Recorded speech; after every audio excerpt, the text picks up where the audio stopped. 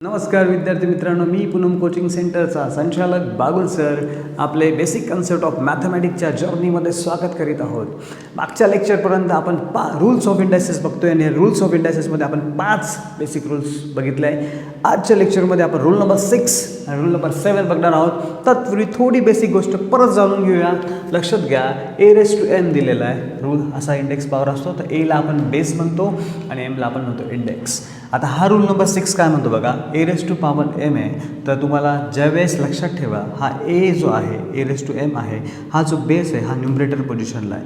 ज्यावेळेस तो डिनॉमिनेटर पोझिशनला जाईल, फक्त काय करायचं, ज्यावेळेस त्याची पोझिशन बदलली जाईल, म्हणजे आता हा डिनॉमिनेटरला आलेला आहे, फक्त काय करायचं, ही जी इंडेक्स आहे त्याची फक्त साईन बदलून घ्यायची. बघा इथे पण तसं झालं, हा इथे प्लस होता, हा आता डिनॉमिनेटरला होता, हा जेव्हा काय होईल, ज्यावेळेस न्यूमरेटरला जाईल, फक्त काय होईल, या इंडेक्स पॉवरची साईन बदलायची. बस काय सोपं रूल आहे. आता परत आपण एक्झाम्पल घेऊयात. लक्षात, एक्झाम्पलद्वारे तुम्हाला जास्त समजेल. लक्षात घ्या. आता मला दिलं आहे, समजा मी आता डायरेक्ट अवघड एक्झाम्पल घेतो. sin θ किती दिलं आहे, 9 दिलं आहे. आता याला मला हा न्यूमरेटर, आता हा बेस आपला काय sin θ, याला मला डिनॉमिनेटरला घेऊन जायचं. मग मी डिनॉमिनेटरला घेऊन घेतल्यानंतर sin θ, आता तुम्हाला माहिती आहे, फक्त मी याची पॉवर साईन बदलायला लावली -9. आता एक्झाम्पल समजा, कधी कधी ट्विस्ट दिला तुम्हाला, समजा मला दिला x⁻⁷. तर मी काय करू, काहीच घाबरू नका, मला याला खाली घेऊन जायचं आहे. म्हणजे मी आता याला खाली घेऊन जाईल, म्हणजे आता मी याला हा न्यूमरेटरला आहे, याला मला डिनॉमिनेटरला घेऊन जायचं. मी डिनॉमिनेटरला घेऊन गेलो, फक्त आता मला याची साईन फ्लिप करायची. जर मायनस असेल तर प्लस करा, प्लस असेल तर मायनस करा. मी केली 7.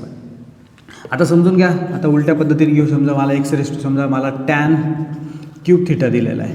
मला आता याला डिनॉमिनेटर पोझिशनला आणायचं आहे. आता हा डिनॉमिनेटरला आहे, सॉरी, मला हा न्यूमरेटरला आणायचं. तर मी काय करेल, फक्त ह्या इंडेक्स पॉवरची साईन फ्लिप करून देईल, म्हणजेच tan⁻³ θ.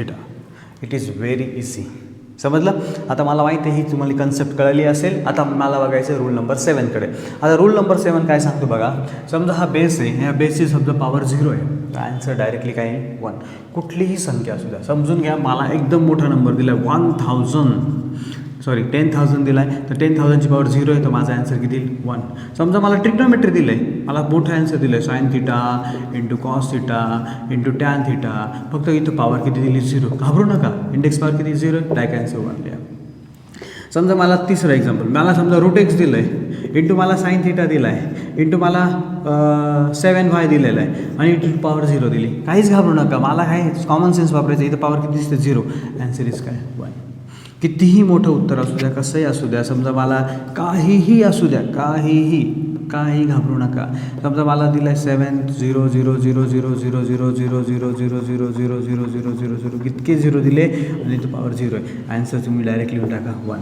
It is very easy. मला विद्यार्थी मित्रांनो गॅरंटी आहे की आपण ही जी बेसिक कन्सेप्टची जर्नी चालू आहे, त्याच्यामध्ये आपण रूल्स ऑफ इंडायसेस बघितले आहे.